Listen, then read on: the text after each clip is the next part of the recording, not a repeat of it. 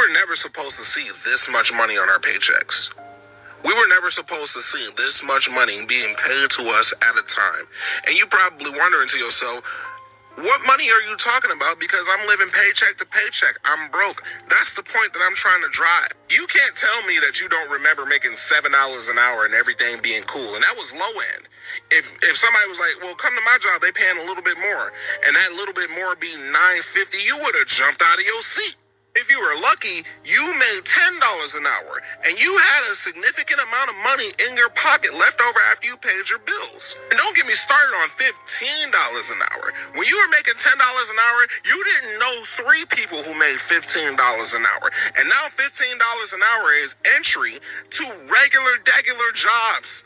And that can't cover anything. Ask anybody who's been working before 2015. $15 an hour. You were the man. You were that deal. You were the baller shot caller. And now $15 an hour is a joke. $20 an hour is barely enough.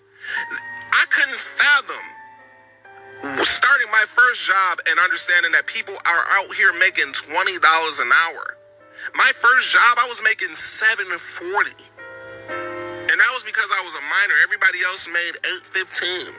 And that was normal. You got to cut the millennials and Gen Z some slack because this isn't ordinary. They are moving the goalposts so quickly on the middle class because of the housing. Even that slide you just brought up, someone making $77,000 cannot qualify for a $400,000 home. That's the first time that's ever happened in the past 50 years. So they're being forced to rent. It's eating up 50% of their income. And once rent starts taking half your paycheck, it slows down everything else. Saving money becomes harder, investing becomes harder, dating, traveling, moving out, starting a family. All that gets delayed because so much income is just going towards survival now. 50+% say we're in a recession. 58% say the economy is getting worse. It's not. By all objective measures, it's getting better. People keep feeling worse. Why is that? I think this is one of the most important economic conversations right now because technically the economy can improve on paper while regular people still feel broke in real life. The stock market might be up, unemployment might be low, but if everyday essentials still feel unaffordable, people are going to feel stressed regardless. I think it depends on the age because I think we're kind of living in two separate economies, if you will. Because if you're somebody who's over 60 years old, if you have a $400,000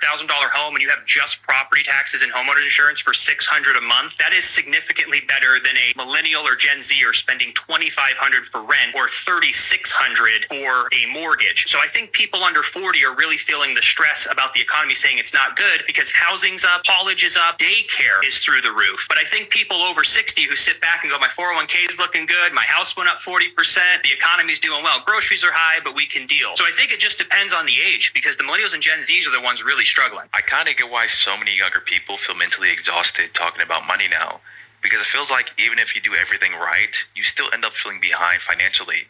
After a while, that starts messing up with people's motivation. Like, people aren't stressed about bills anymore. They're stressed about whether normal adulthood is even affordable now. Back in the day, man, mama had $100 you damn near had to get 2 grocery carts. The $100 and $200 in grocery store back in the 90s, man, play. You thought we was on supermarket sweep. My mama had so much shit. Everybody had to come out the house help her with groceries. That's why I'm so good with carrying groceries and shit now. I had bags all up my arms, both of them, walking the house like this. What you talking about? Fuck around, put a bag around your neck. We had cookies and ice cream and pudding and like the good cereal. We had meat. My mom, like back in the day, we had a deep freezer. Last time you met somebody our age with a motherfucking deep freezer. We ain't got nothing to put in there. Deep freezer wasn't even closed. You understand me? Now you pushing them bitch down like, hey, take that. You had to rearrange and shit like it's luggage. We in the motherfucker rearranging groceries in the freezer because the door won't shut.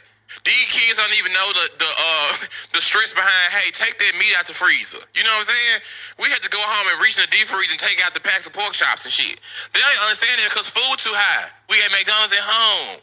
Now we got McDonald's at McDonald's. Let me go get this motherfucking burger. Especially the McDonald's app.